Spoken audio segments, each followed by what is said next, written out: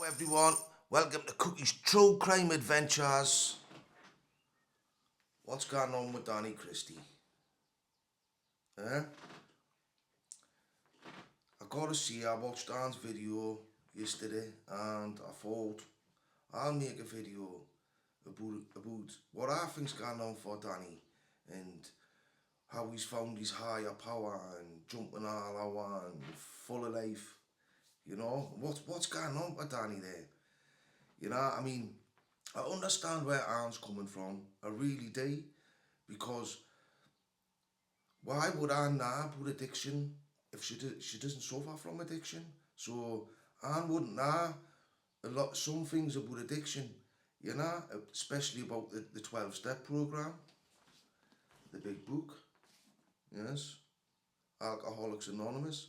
I think, because I'm an AA man, me. I'm not an alcoholic. Well, I am. I could be an alcoholic. I'm an addict. But I'm not an NA man. I'm not Narcotics Anonymous, even though I do love them. They're more cushy, but I'm the big book man.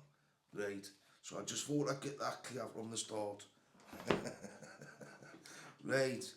So Danny, what's going on for Danny? I mean, he's talking about his higher power.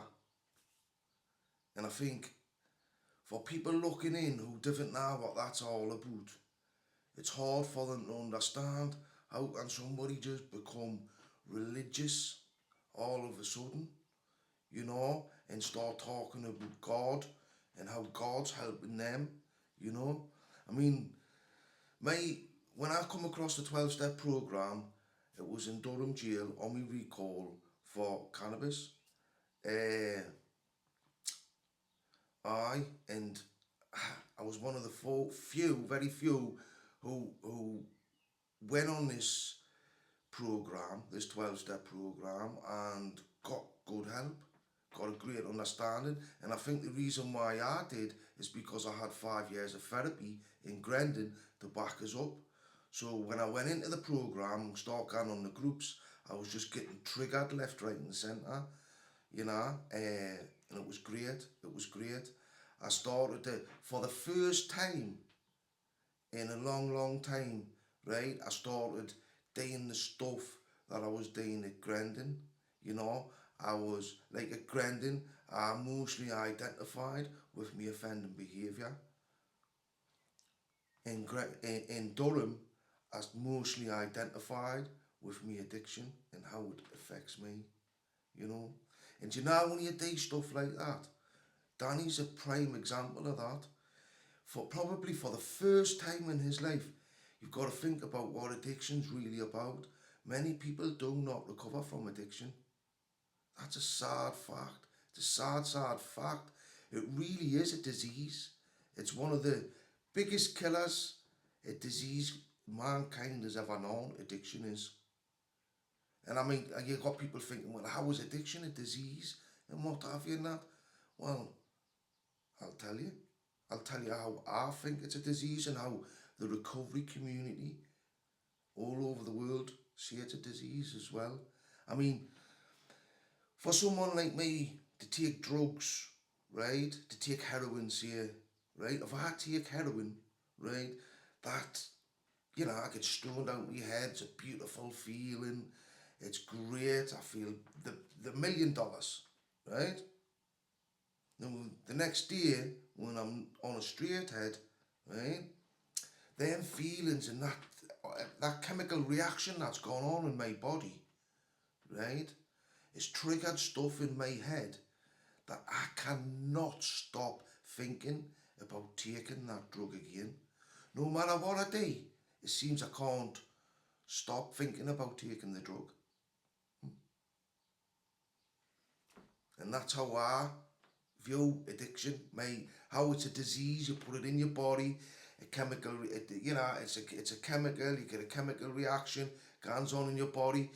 You hypersensitive to it. It triggers the feelings in you, triggers the faults, the dominant faults in your head. And for a lot of people, they're dominated by these addiction faults for the rest of their life.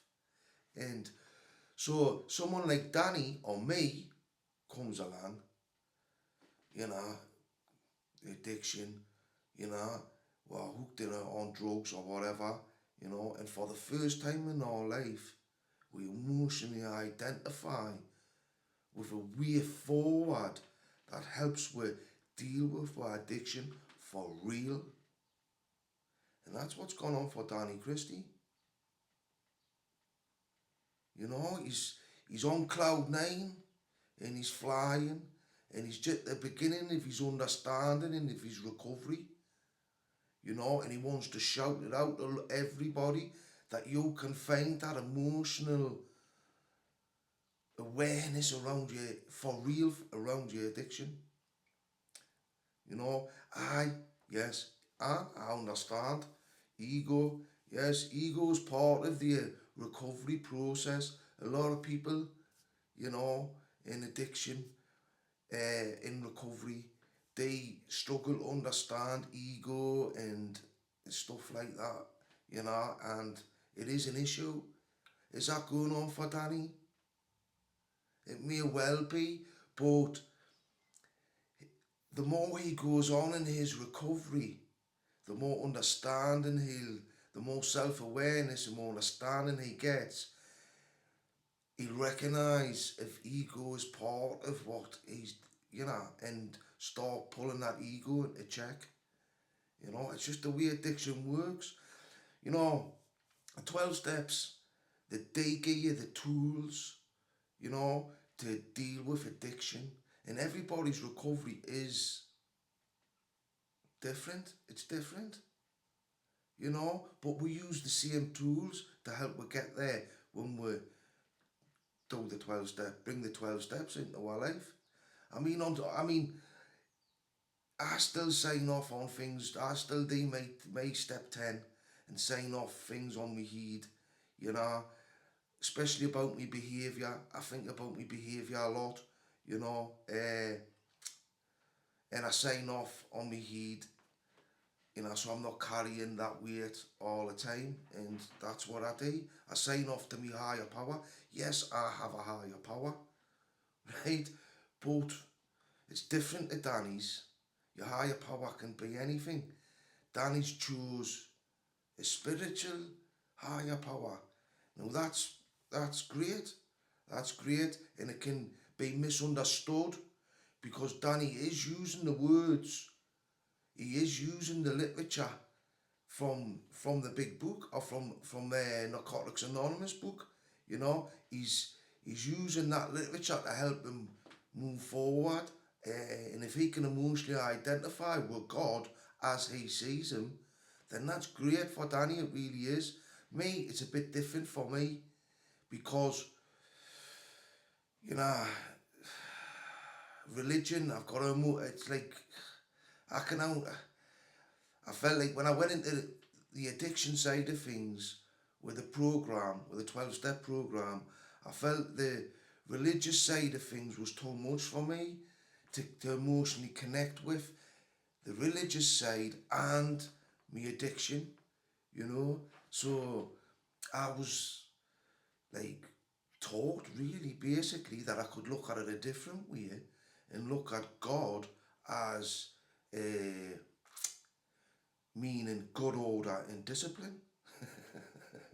No, I've been in jail a long time. How could I not emotionally connect with that? So I chose that as my higher power. That was thanks to Simon on my group, my tutor, you know, who was taking me through the steps. Great guy. Uh, so my higher power for me is good order and discipline, right? So as long as I hand all my stuff on my step 10 over to my higher power, as long as I conduct myself with good order and discipline, I'll be alright in my life. You know, it's a really good start, you know, and that's where my higher power comes into the situation. I've kept it simple, you know. One thing I've got to say about the addiction, about the program, the 12-step program, right, is if you get a chance to join the community, a 12-step community, and join it for 3 months. Do so, because I promise you, you will feel that emotional resolve around your addiction if you put your head right in it, and you'll come away with a good chance of recovery and maintaining recovery. You know, everybody's recovery is different. It is up and down, but you can never use the same after you've done this program. You feel totally different about drugs, right? And that's what's going on for Danny Christie. It's great. Danny, I wish you well in your recovery. I'm sure it's no wrong what Anne said. It's a good opinion. It gets the debate up and going about recovery and addiction, and why you chose the spiritual side of things, and I chose, I suppose, the atheist side. You know, choosing good old and discipline. So I didn't want to tackle with two big issues at once. But so big out to Paul Venice as well. I'm glad to see him back on. And Jimmy Cranston, I'm sorry, war kid. I've not replied for a few days. Thank you very much for your shout out on your video.